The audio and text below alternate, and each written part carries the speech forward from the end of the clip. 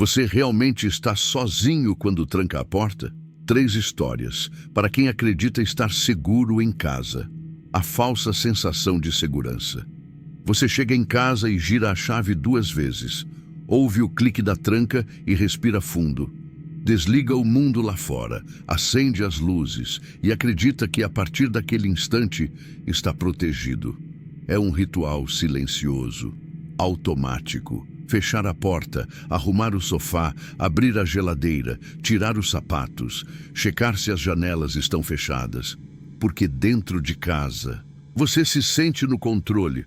Mas e se essa sensação for a mentira mais bem contada da sua vida? E se a tranca na porta nunca impediu nada, porque o que te observa não veio da rua, mas nasceu com você, cresceu em silêncio ao seu lado e agora te aguarda pacientemente em algum canto escuro da sua própria casa?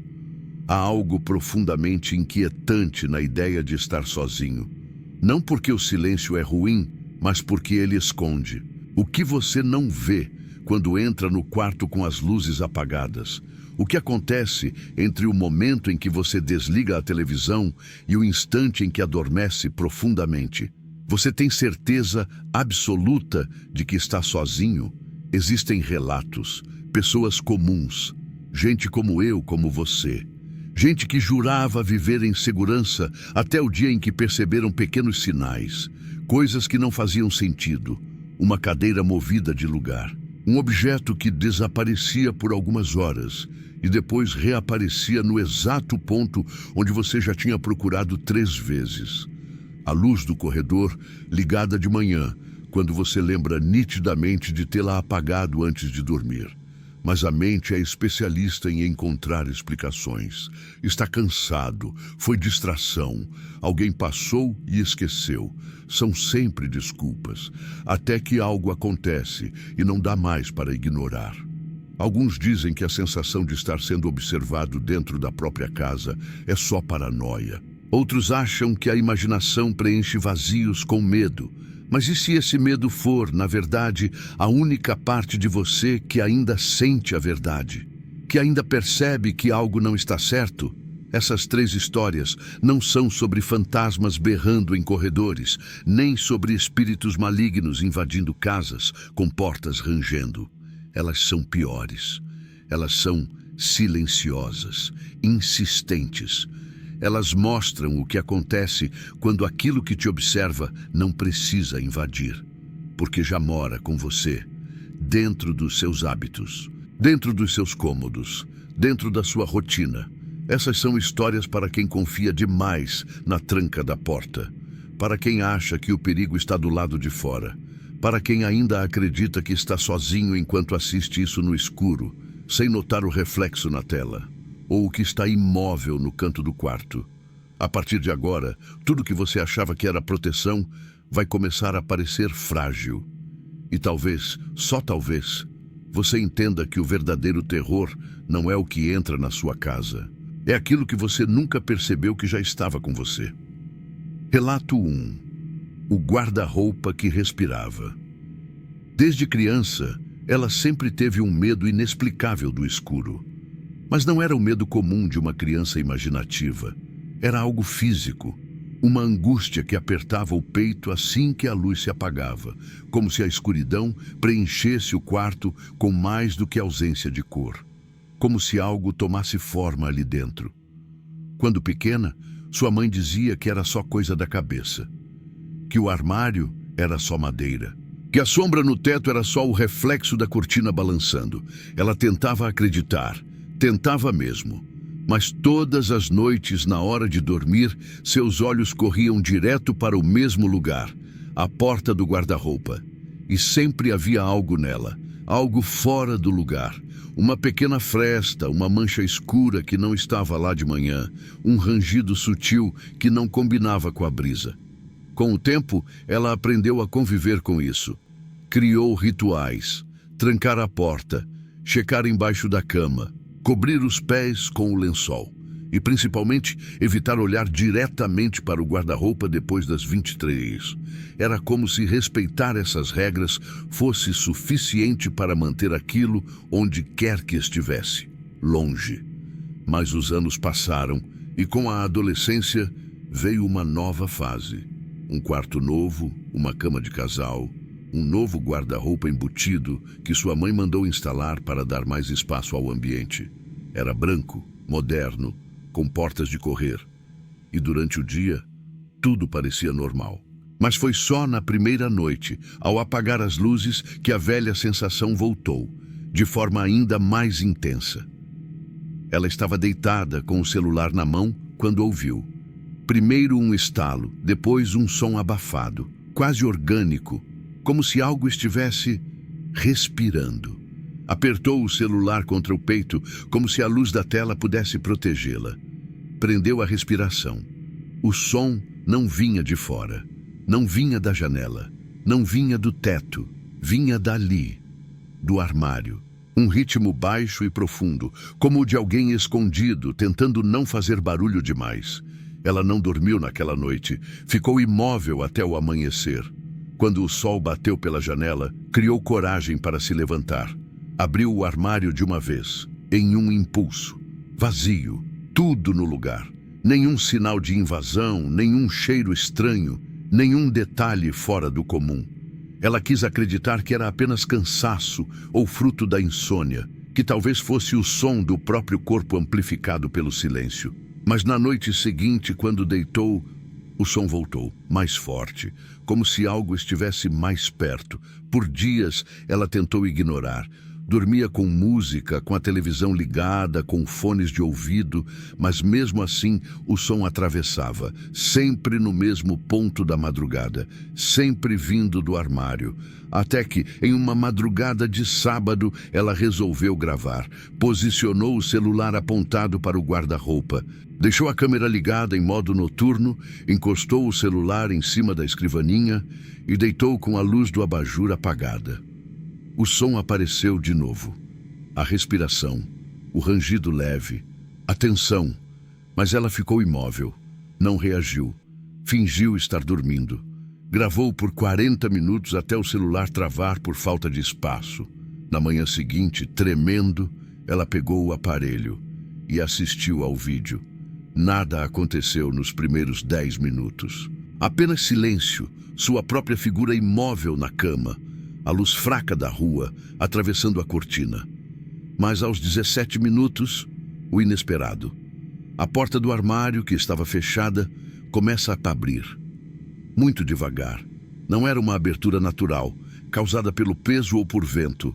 Era algo diferente. A forma como deslizou, como se alguém lá dentro estivesse empurrando com extrema delicadeza para não fazer barulho. A fresta escura crescendo lentamente, revelando apenas sombra, vazio absoluto. A câmera não captava mais nada além disso. Um breu denso, como se o interior do armário não obedecesse à luz da realidade. O mais perturbador veio aos 23 minutos. No canto da tela, mal visível, uma silhueta parece se mover. Não era reflexo, nem poeira.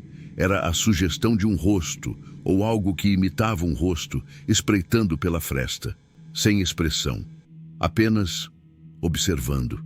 E o mais angustiante, em nenhum momento ela se mexe. Dormia profundamente, como se aquele ambiente a mantivesse em transe, inconsciente, exposta.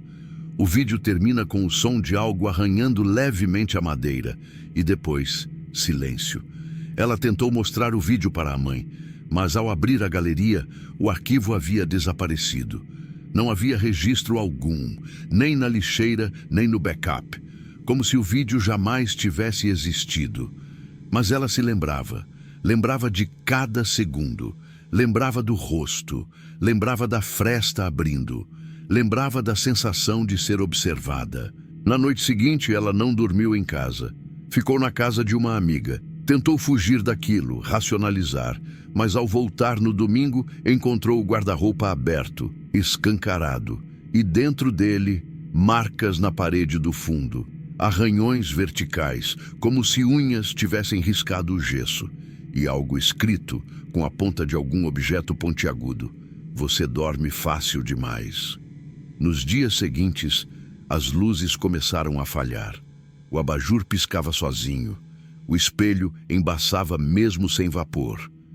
E às vezes, no reflexo, ela via o armário, aberto, mesmo quando jurava tê-lo fechado.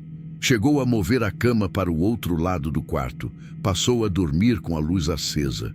Começou a orar antes de dormir, mesmo sem acreditar em nada. Mas nada adiantava, porque aquilo não parecia vir de fora. Não era um espírito nem uma maldição. Era outra coisa. Uma presença que nunca a deixou em paz. Uma entidade que cresceu com ela, que se adaptou, que esperou pacientemente cada noite de sono para se manifestar. O que mais a assustava não era o som, nem o vídeo, nem a fresta. Era o fato de que, com o tempo, ela começou a sentir falta do som da respiração. Em noites de completo silêncio, sentia um vazio ainda maior, como se estivesse sozinha de verdade, como se aquilo que habitava o armário fosse a única coisa constante em sua vida. Algo que sempre esteve ali, que a observava crescer, que sabia todos os seus medos, e que agora era parte dela. E toda vez que fecha os olhos, o som volta, a respiração lenta, profunda, familiar, e ela não sabe mais se é um aviso ou um convite. Relato 2. A câmera do bebê que filmou o impossível. Quando a filha deles nasceu, tudo ao redor parecia se encaixar como uma proteção silenciosa. As paredes da casa ficaram mais acolhedoras, os cômodos mais iluminados, as rotinas mais suaves. Era como se a presença daquela pequena vida recém-chegada tivesse purificado o ambiente. E por algum tempo, de fato, parecia assim. Nada no mundo era mais importante do que manter aquele bebê seguro. Mas com o passar das semanas, começaram a surgir sinais pequenos, quase invisíveis, de que algo ali não estava certo. Não com a criança, mas com o que estava em volta dela. Tudo começou com a babá eletrônica, um presente aparentemente inofensivo de uma amiga, equipado com visão noturna, sensor de movimento e microfone ultrassensível. O casal nunca tinha usado um dispositivo assim antes. E no começo acharam reconfortante. Poder ver a filha dormir de outro cômodo, escutar até mesmo os sons mais sutis. Era como estender a vigilância além dos próprios olhos. A primeira coisa estranha aconteceu numa terça-feira, às 2h47 da manhã. O celular vibrou com um alerta simples. Movimento detectado. Quarto do bebê. Nada anormal. A menina às vezes se virava durante o sono, murmurava, fazia ruídos leves. Mas naquela noite, ao abrir o aplicativo, o pai travou por alguns segundos. A imagem mostrava o berço de cima. A bebê estava quieta, dormindo. Mas o som não combinava. Havia uma voz, fraca, quase inaudível, sussurrando algo incompreensível. Não era a mãe, não era ele. Era uma entonação aguda, como se alguém estivesse tentando cantar uma melodia sem melodia alguma. E o mais aterrorizante era que a câmera mostrava nitidamente. Não havia ninguém ali. Só a criança dormindo pacificamente, como se nada estivesse errado. O sussurro durou cerca de 10 segundos. Depois, silêncio absoluto. A voz sumiu tão rápido quanto havia começado. No dia seguinte, ele não comentou nada. Pensou ter sido algum erro de captação, alguma interferência no sinal. Mas algo nele, um tipo de desconforto visceral, o impediu de apagar o vídeo. Assistiu mais 3 vezes. E cada vez que ouvia aquele sussurro, sentia a pele do pescoço arrepiar, como se algo no seu instinto o alertasse. Aquilo não era um som humano. Na noite seguinte, novo alerta. Mesma hora, 2h47, e dessa vez havia algo mais. Na imagem do lado de fora do berço, no canto escuro do quarto, uma figura estava parada, imóvel. Quase imperceptível, mas visível o suficiente para destruir qualquer sensação de segurança. Não tinha rosto. O corpo parecia errado, como se os membros fossem longos demais, os ombros baixos demais, o pescoço deslocado, como o de uma marionete mal montada. E os olhos, ou o que parecia ser olhos, refletiam a luz infravermelha da câmera como os olhos de um animal noturno, frios, estáticos, observando a bebê com uma calma antinatural. Ele pausou o vídeo, limpou os olhos, recomeçou. A figura ainda estava lá, e o mais perturbador, a câmera não acusava nenhuma presença fora do normal, como se o sistema soubesse que aquilo não devia ser detectado. Desesperado, correu até o quarto. Nada, tudo em silêncio. A menina dormia tranquila, nenhum sinal de invasão. Todas as portas estavam trancadas, nenhuma janela aberta. A mulher acordou com o barulho e tentou acalmá-lo, dizendo que era paranoia, estresse, exaustão de recém-pai. Mas ele sabia o que viu. Nos dias que seguiram, ele começou a reparar em detalhes mínimos. A luz da babá eletrônica oscilava durante a noite, como se perdesse sinal apenas no quarto da criança. O áudio captava ruídos curtos, como passos arrastados. Em uma das gravações ao fundo, ouviu-se um objeto cair, mas nada havia caído, nada havia se movido. O ambiente físico não correspondia ao que o vídeo mostrava, como se a câmera estivesse registrando um espaço que coexistia com aquele quarto, mas pertencia a outra camada. O ponto de ruptura veio em uma madrugada em que o sistema gravou por mais de 1 minuto ininterrupto, sem que ninguém o tivesse ativado. Quando foram assistir, esperavam mais ruído branco, talvez uma nova aparição. Mas o que viram foi a imagem mais perturbadora de todas. A criança estava em pé no berço, de costas para a câmera, e parecia conversar com alguém. Seus braços se mexiam como se estivessem sendo segurados. Sua cabeça se inclinava suavemente para frente, como se escutasse instruções.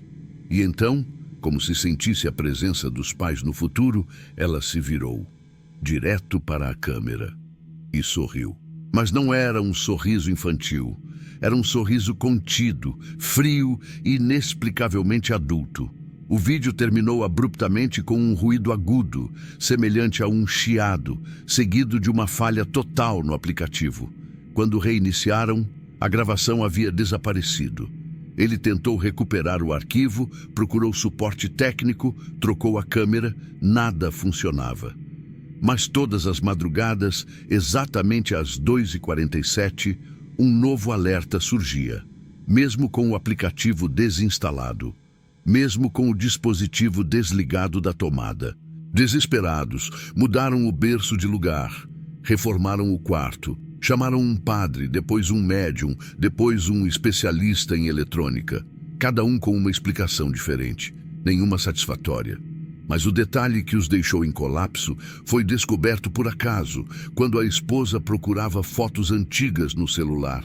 Em uma das imagens tiradas 1 semana antes, lá estava a filha, dormindo no colo do pai.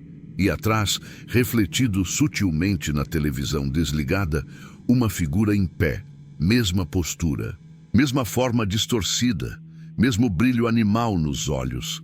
Não há como comprovar se aquilo era real, nem como deletar esse tipo de presença. Hoje, eles mantêm todas as luzes acesas durante a noite, trocaram de casa, venderam a babá eletrônica. Mas o alerta das 2h47 continua aparecendo em diferentes dispositivos, mesmo sem câmera, mesmo sem aplicativo. E o mais assustador é que nas últimas noites o alerta mudou. Agora ele não diz movimento detectado, quarto do bebê. Diz apenas, você está sendo observado. E se você escutou isso até aqui, talvez a câmera também esteja te filmando. Relato 3. O sótão que nunca devia ter sido aberto. Sempre que ele tentava explicar o que ouvia durante a madrugada, acabava rindo de si mesmo. Não que achasse engraçado. Era aquele tipo de riso nervoso que tenta silenciar o medo. Os primeiros ruídos começaram no 3º mês depois que se mudou para a nova casa. Um sobrado antigo que herdou do tio-avô falecido, localizado em uma rua quase sempre vazia. O lugar parecia perfeito, silencioso, espaçoso, isolado o suficiente para não ouvir os vizinhos. Mas havia algo no silêncio daquela casa que não era exatamente reconfortante. E ele percebeu isso na primeira noite em que acordou com passos. Não vinham do corredor, nem da escada. Vinham de cima, do teto, de algo pesado demais para ser um rato e leve demais para ser um humano comum. Subiu até o segundo andar e olhou para o teto do quarto. Nada. Tocou o forro de gesso. Silêncio. Voltou a dormir. Mas o som persistiu nas noites seguintes, sempre entre 2 e 3 horas da manhã. Como se algo estivesse se movendo, arrastando ou trocando de lugar. Tentou racionalizar. Talvez madeira dilatando com a mudança de temperatura. Ou talvez um gambá preso entre as vigas. Chamou uma empresa de dedetização. Nenhum vestígio de animal, nenhuma fezes, nenhuma trilha, nada. E então ele fez o que muitos fariam. Decidiu ignorar. Parou de subir. Passou a colocar fones de ouvido antes de dormir. O barulho, no entanto, parecia se aproximar cada vez mais. Passou a descer pelas paredes. Certa noite, acordou com a lâmpada do corredor tremeluzindo, embora nenhuma janela estivesse aberta. A eletricista disse que era um problema de tensão. Refez toda a fiação. O problema continuou. Foi aí que, durante uma obra de reparo hidráulico, o encanador apontou para uma anomalia. Acima do banheiro havia uma cavidade. O sótão, que ele acreditava ser pequeno, tinha uma extensão muito maior. O acesso estava fechado com tábuas antigas, pintadas da mesma cor do forro. Quase imperceptível. Como se alguém tivesse escondido aquilo intencionalmente. Comprou uma lanterna, uma máscara e decidiu abrir o acesso com uma chave de fenda. Assim que empurrou a madeira, foi invadido por um cheiro ácido, de poeira velha misturada a mofo e algo mais, algo metálico, como sangue seco. Subiu pela escada retrátil e apontou a luz para dentro. A respiração travou. O espaço era pequeno, mas habitável. Uma colchonete dobrada, 2 garrafas de água pela metade, embalagens de comida vencida e um cobertor infantil. Do lado, uma pilha de fotos. Todas impressas em papel comum, mal cortadas, tremidas. Fotos tiradas de dentro da casa. Fotos dele, dormindo, cozinhando, assistindo TV, usando o banheiro. As mãos começaram a tremer. A lanterna caiu. O feixe de luz dançou nas paredes escuras até se apagar. Sentiu algo roçar seu ombro. Girou com o corpo. Nada. Desceu tropeçando. Correu até o celular. Ligou para a polícia. O relatório oficial apontou que alguém provavelmente se escondeu no sótão por meses, talvez anos. Não havia câmeras na casa. Nenhum sinal de arrombamento. Mas o que mais o aterrorizou não foi isso. Na delegacia, enquanto descrevia os objetos encontrados, um dos policiais perguntou sobre a última foto. A que mostrava ele assistindo televisão, 2 dias antes da descoberta. Disse que sim, que lembrava da imagem. O policial o olhou estranho. Pediu que descrevesse a foto com detalhes. Ele contou. Estava sentado no sofá, de costas, a TV ligada, luz baixa. O rosto não aparecia, apenas o topo da cabeça. O policial suspirou, virou o monitor e disse: "Essa aqui." Ele assentiu. "Só tem um problema. Essa foto foi tirada do lado de fora da casa, pela janela da sala, do ponto exato em que nossa viatura estava parada na noite anterior. E ninguém da equipe tirou essa foto." O silêncio se instalou. O ar ficou mais pesado, como se as paredes tivessem ouvido, como se naquele exato momento alguém lá fora ainda estivesse tirando fotos. Depois daquele dia, ele se mudou. Vendeu a casa por um valor abaixo do mercado. Nunca mais quis saber do que foi encontrado no sótão. Nem perguntou o que a perícia descobriu. Mas até hoje, em noites silenciosas, tem pesadelos recorrentes. Sempre o mesmo cenário. Ele está no sofá, assistindo televisão, de costas para a câmera, e alguém, bem atrás dele, está respirando devagar. Cada vez mais perto, cada vez mais dentro. Sua casa é o lugar mais perigoso. Você pensa que está seguro porque aprendeu a reconhecer ameaças externas. Carros estranhos passando devagar pela rua, alguém olhando por tempo demais. Um barulho na porta de madrugada. Mas o verdadeiro terror mora nos intervalos, no silêncio entre os passos, no segundo em que você desliga a luz, no momento exato em que sua mente aceita que o dia acabou e que agora pode relaxar. É aí que as coisas se aproximam. Não porque querem te assustar, mas porque sabem que você não vai mais resistir. Você trancou todas as portas, mas não percebeu que havia algo já dentro, esperando. Algo que não precisa forçar entrada, porque nunca saiu, porque nunca foi embora, porque talvez nunca tenha sido outra coisa além de você mesmo. Há pessoas que passam a vida inteira convivendo com uma sensação incômoda, um arrepio sempre que passam por determinado corredor, um espelho que evita contato visual, um sótão que nunca abriram e quando abrem, algo muda. Um cheiro antigo, uma corrente de ar que não deveria estar ali. Uma impressão de que alguém, de alguma forma, ocupava aquele espaço, mesmo com todas as portas trancadas. Mesmo que você jure que estava sozinho. Existe um tipo de silêncio que não nasce da ausência de som. É um silêncio pesado, denso, cheio de presenças que se calam para não serem percebidas.